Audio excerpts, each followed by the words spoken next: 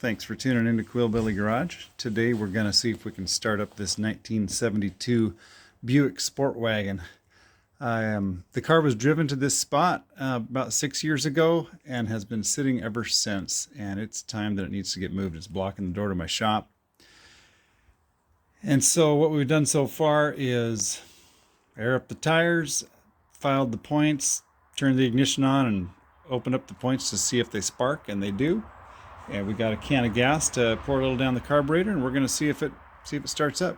We've checked fluids, and we're good to go there. We got brake fluid, transmission fluid, coolant, and oil. So let's see if it'll start up.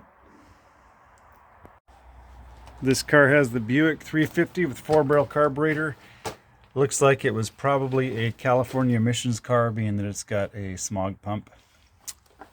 And this is also, the compressor's not on it, but this is an air-conditioned car. All right, we poured a little gas down the carburetor and we're going to give it a shot. Go for it. And the starter solenoid is clicking. All right, well, we better go check that out. All right, I think we've got that figured out. Hopefully, we had a loose battery connection. And now we will go for it again. Hit it. And that was not it. All right, a little more work to do here. All right, so when we tightened the battery cable before, we found the first loose one and assumed that was it. Turned out the ground was also loose. So hopefully that did the trick. We'll give it a shot. Hit it.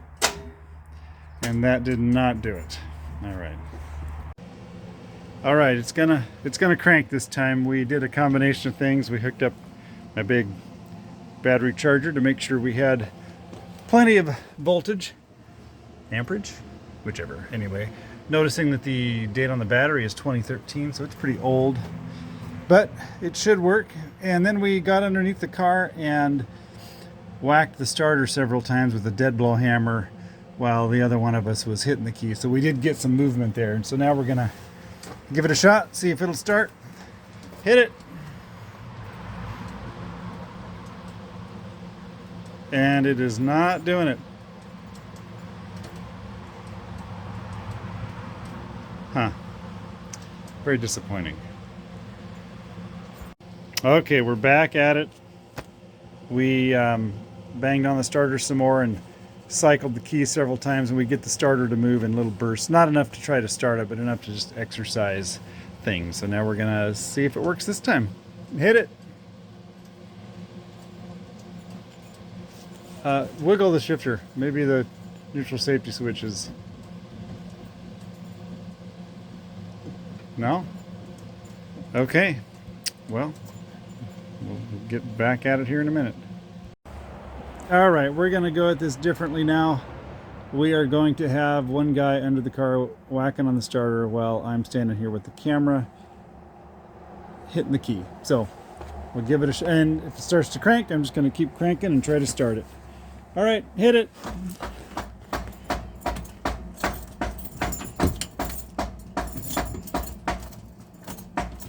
Not even getting a click out of the...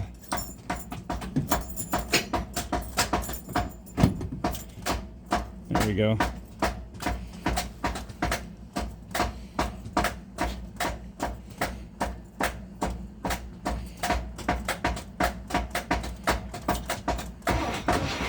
Okay, it's cranking.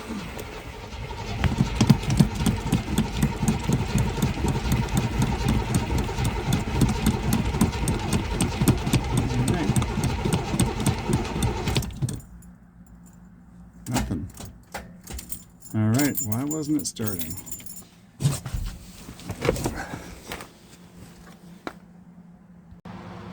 Okay, so a couple of things. We pulled the cap back off, and I wasn't getting any spark at the point, so we fiddled around with that a little bit, and then we were getting great spark. We also discovered that we probably have a problem with the neutral safety switch. It's more reliable starting if we stick it in park, not in park, take it out of park and put it in neutral. So here, try it again. Hit it.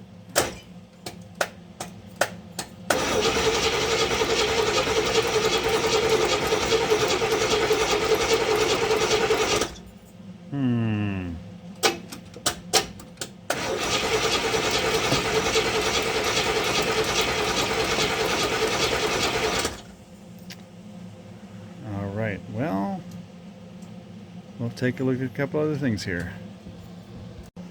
So what we discovered, we were playing around cranking the engine over, pulling the coil wire out of the top of the distributor. Anyway, we kept hearing a tick, like a like the spark was grounding out somewhere. And sure enough, seems like the coil, the old coil down there, appeared to have, well, evidence would suggest it's got a crack in the tower because the spark was shooting out from under the boot down to the terminal. So I had another coil. We just stuck it here temporary to make sure that's what's going to solve it, and I think it will, and we'll give it a shot. Hit it.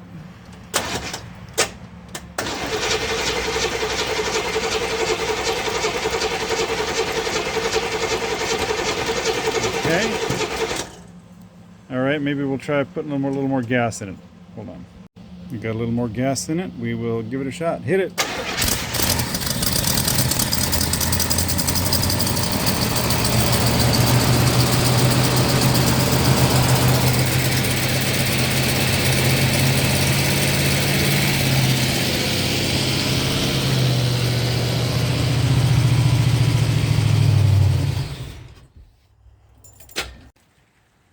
Well, I'm going to call that a success.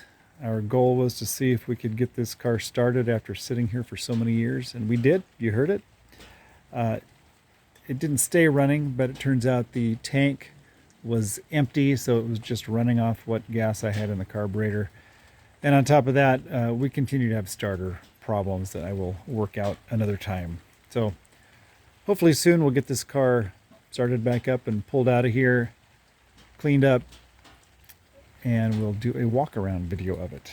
So if that sounds interesting to you, stay tuned for that. Thank you for choosing to watch Quillbilly Garage, and if you like what you're seeing, I hope you'll consider subscribing to my channel. So thanks again for watching this video. 1972 Buick Sportwagon, will it run? And yes, it does. Till next time, enjoy. Thanks.